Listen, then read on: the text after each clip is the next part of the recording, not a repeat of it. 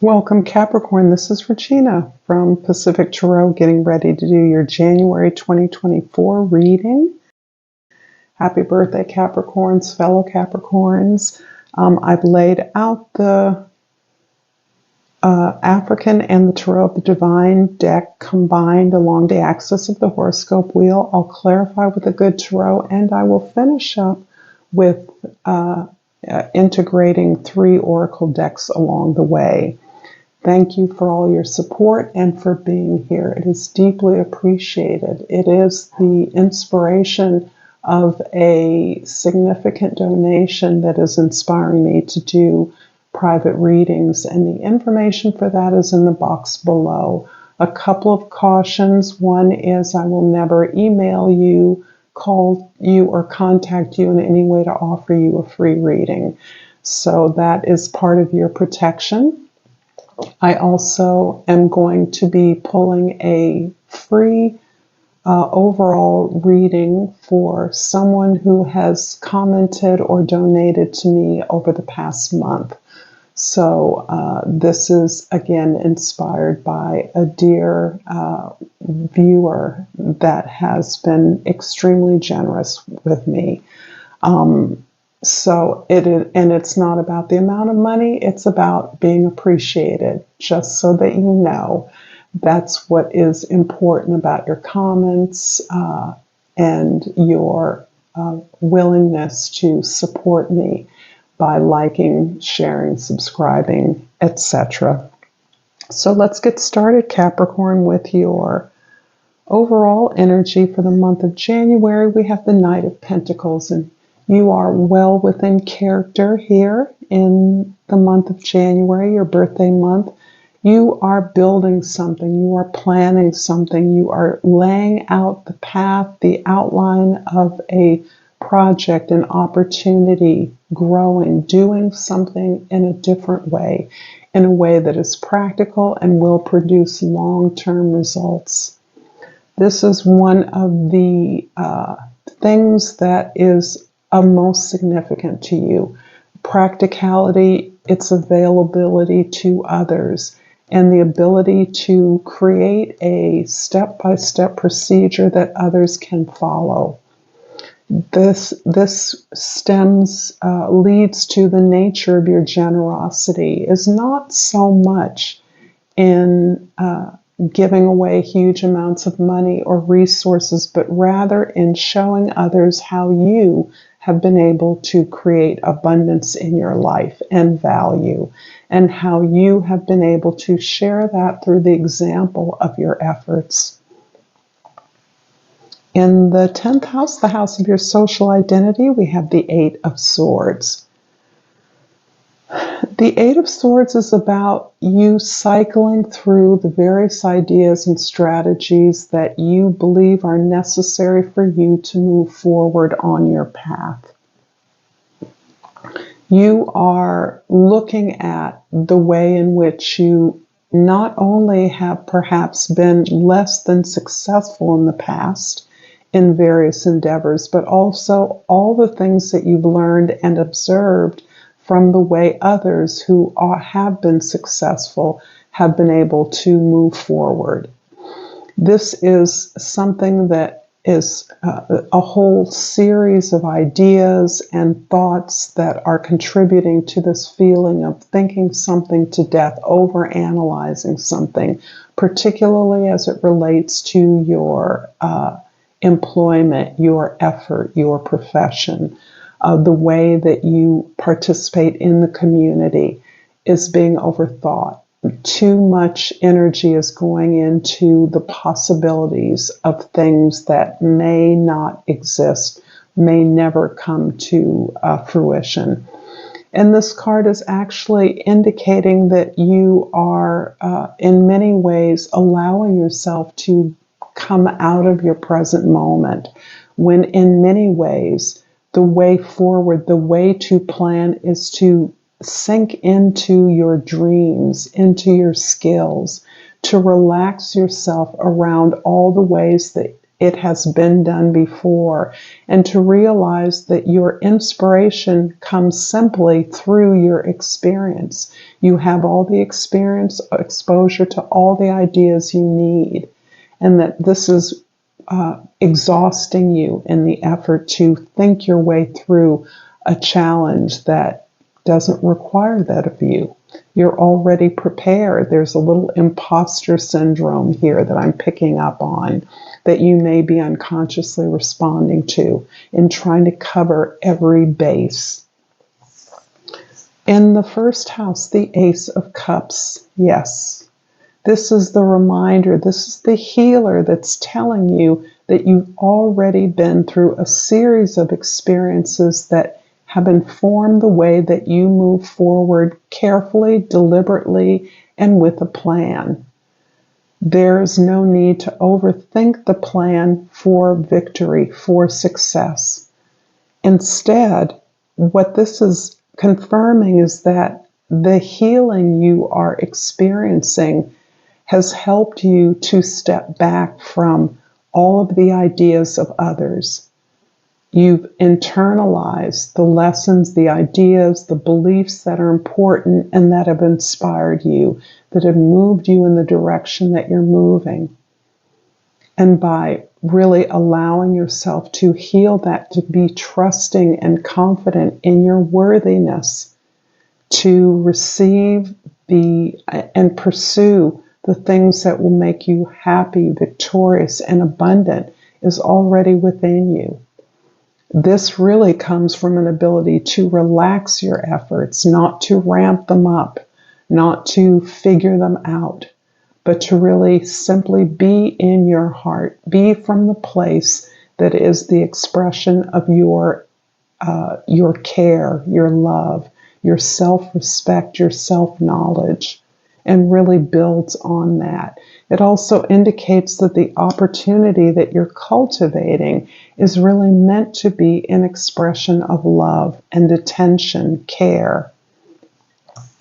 In the fourth house, the house of your history, your roots, your domestic environment, the Five of Cups, another consistent message, is helping you to appreciate the knowledge that you've gained from the disappointments you've endured. This is allowing yourself to experience the loss, the regret, the heartache, the pain of failed experiences as part of forgiving yourself. It's part of taking responsibility for your own efforts in experiencing heartbreak or sorrow or pain, the way perhaps you've held on to pain long past its expiration date, long past your ability to learn the lessons.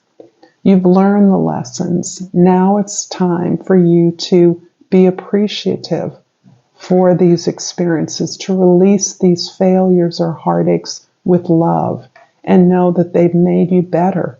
They've helped you to connect more deeply with yourself, which again leads to acceptance of self, self-love, self-healing, self-respect. In your seventh house, which is the house of your significant relationships with people, groups of people, and goals, the Wheel of Fortune. What a beautiful omen of the karma that you've accumulated as the result of healing stressful hardships and difficulties along your path, so that you are receiving the joy, the healing, and the acknowledgement from the universe where it is observed that you have done things on the basis of love and this self-expression that they afford you. Helping others is not just something that you feel obligated to do. It's something you enjoy because you've enjoyed the assistance that you've received along the way. You understand how deeply significant helping others is, how lifting up the experience of an individual lifts up the experience of everyone. And the universe wants to reward you for this by giving you this opportunity, this new growth, this new path this new way of sharing your concern with the world, and meeting that with favor, with what often is viewed as good luck, when in fact this is simply the lodestone, the philosopher's stone, the anchor of something that you can build for long-lasting benefit of all. I'm going to pull a Starry Beginnings Oracle card first and ask Capricorn that if you're resonating with this reading at this time, that you will like this video, share it with somebody who may enjoy it or appreciate it, comment below, and subscribe to my channel, Pacific Tarot. A couple have fallen out. I'm going to pick the first one, and I've pulled Shine Love on Fear. Love will light up the darkness. And that's really speaking about this anxiety that you are aware of. And in many ways, I feel for a lot of you, this anxiety is about the bigger decisions or direction in which you are moving at this time. These are customary anxieties, the things you think you should worry about, the outside and external information you should be consulting, and instead really emphasizing that it is the ability to heal, to accept yourself, to forgive yourself, and to release sadness, heartache with love that is actually moving you into a place of light, love, and abundance. I'm also going to pull a Flora and Fauna of Africa, and out flips the red jungle fowl. And the plant that's associated with this red jungle fowl is this gentiana. Beautiful blue flower. And the key word is faith. Rise and shine. The past is behind you. Reflect on the lessons you've learned and embrace your bright future. Enough said there. I'm going to clarify the Ace of Cups in the first house with the Hierophant in the second house and the transformation in the third house. The Hierophant is in this deck shown as a pope, as a female, which traditionally popes could not be. This is also could be a papess, if such a thing exists. The key here is that you have learned a profound lesson about your values, the way in which you are dignifying and holding up the process and commitment you have to learning. This is about the understanding, the divine understanding that every challenge has a lesson to teach you. Every abundance, every positive experience teaches us, but particularly our sufferings and our hardships. The ability and willingness to heal that leads us to an appreciation for our gifts and the abundance of opportunities we have. This is bearing on your resources, on your body. So it shows me a focus on your health, routines around keeping yourself healthy, balancing your resources, and internally with opportunities in the external world, so that you're cleaning house, cleaning your body, whatever that means for you. The third house transformation is the Death card in this deck, and this is really about a rebirth. And there are several indications that what is being reborn is this faith and confidence in who you are already, that you are already enough, that you are more than enough, that you have what it takes to do what needs to be done. And this is part of this dispelling this tendency, this habit, this way of regarding yourself in the view, anxious about the perception of who you are in the world, with this knowledge that you are enough. You are no longer feeling yourself to be the imposter, but you are more than that. You bring all the experience and the love, the elevation and self-respect required to begin your path of destiny with a completely new focus, to understand where the real opportunities are for growth and for serving your community. The Five of Cups in the fourth house is clarified by the World in the fifth house and the Three of Water in the sixth house. Yes, indeed, Capricorn, you're finishing up a cycle, and certainly with Pluto still going through Capricorn, although it makes a brief ingress into Aquarius in the springtime, it is essentially going to be leaving Capricorn finally all the way until the end of 2024. I believe it's November.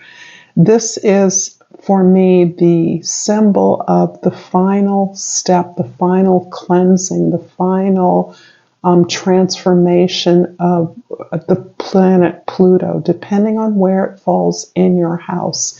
In your sign, you've already been through a good 15 or more years of personal transformation, particular to the area in your chart that falls in where your sun falls.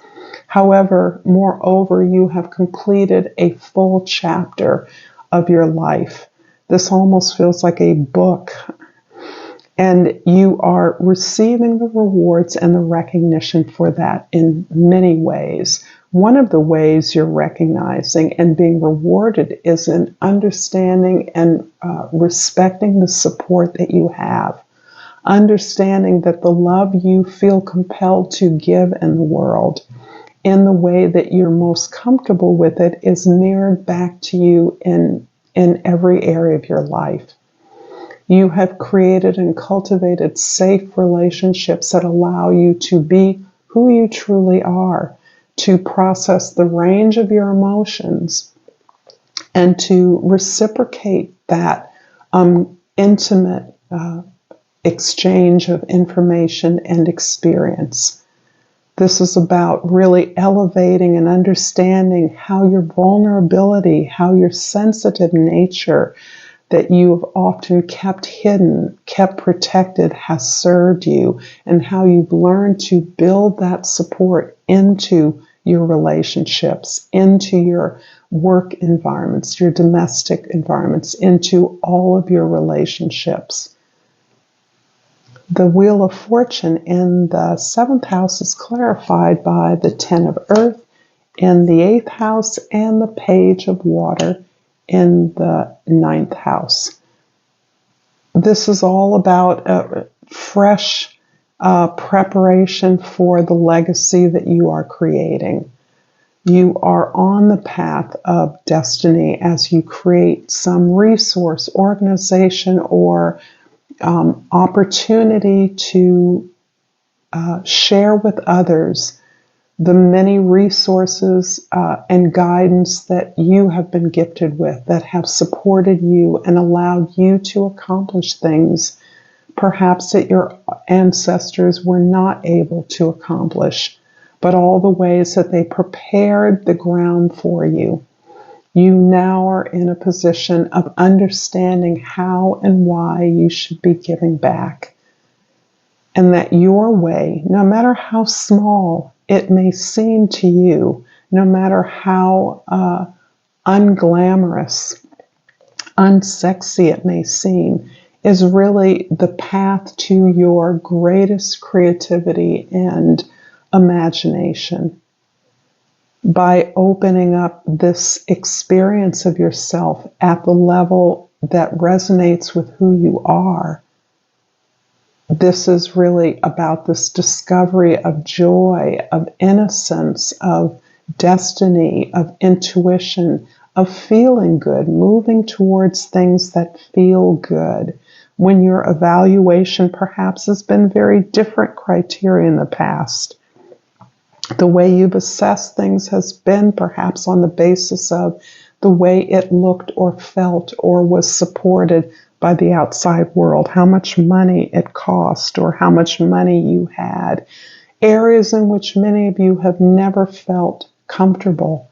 This is allowing you to feel comfortable, to understand that your ability to attract, create abundance and wealth is so that you can serve a larger and more needing community, a community that recognizes and appreciates your particular and unique approach to sharing legacy.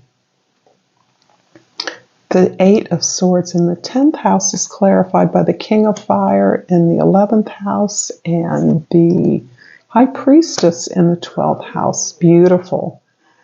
So yes, you are actually in a position and willing to take up a level of leadership in some particular area of growth or gift, some particular area of abundance for you.